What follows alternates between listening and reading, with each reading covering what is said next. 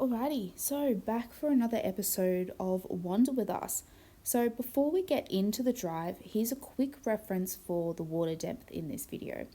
My GQ Shorty is running a 3-inch lift on straight 33s, and the white GU Patrol has a 3-inch lift on tyres measuring 32.8. That should give you a good idea of the water height as we went through the crossing just after Christmas in 2025. We headed out to the Victorian High Country, and one of the spots that really stood out on this trip was the Kingswell Bridge and the river crossing right beside it on the Wonnangatta River. I don't know if I'm pronouncing that right, but I am trying my hardest. It's one of those places that looks simple on the map, but once you're actually here, it becomes something special. So when you arrive at the bridge, as you drive along the Wonnangatta Road, Kingswell Bridge sits quietly over the river with those classic high country views all around it. It's peaceful, it's open, and it's exactly the kind of scenery that makes you forget how long you've been on the track. Right next to the bridge is the drive-through crossing. The water was low and gentle as we went through. The summer levels, which is just after Christmas, but you can definitely see how it would rise and change in winter and early spring.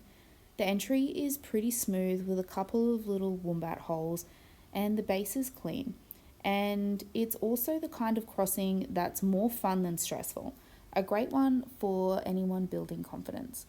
The whole valley is absolutely stunning. Clear flowing water, soft gravel banks, and campsites dotted right along the edge of the river. It's one of those places where you could easily stay a night or two and wake up feeling like you're in the middle of untouched bushland. A little bit of history here. So the Kingswell Bridge forms part of the long-established access through the Wonnangatta Valley, linking travellers and four-wheel drivers to the surrounding high country tracks and the old Wonnangatta station area. While the bridge itself isn't heritage listed, the region has a long history of travel, cattle routes, and early settlement.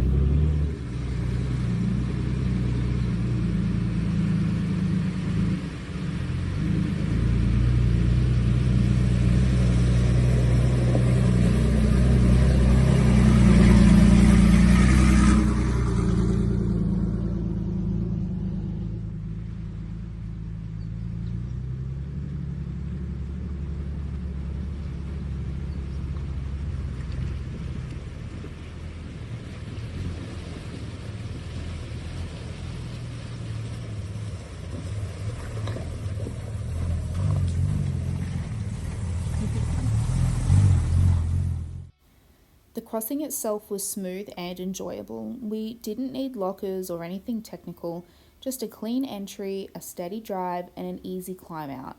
The scenery alone makes it worth doing, especially if you're already exploring nearby tracks.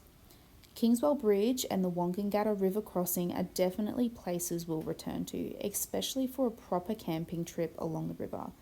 If you're planning a high country drive, put this spot on your list. It's simple, beautiful, and a perfect reminder of why this region is so loved by four-wheel drivers. Another thing that makes this spot even better is how central it is for exploring the surrounding high country. From here, both the Billy Goat Bluff track and the Crooked River track are easily accessible, making Kingswell Bridge a perfect jumping off point if you want to hit multiple iconic tracks in a single day. You can head south towards Billy Goat for one of the steepest climbs in the region, or follow the valley northwest and run the full length of Crooked River and its 31 crossings.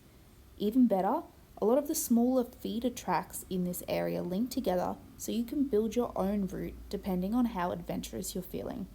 It's one of those locations where you can turn a simple detour into a full day of exploring without backtracking.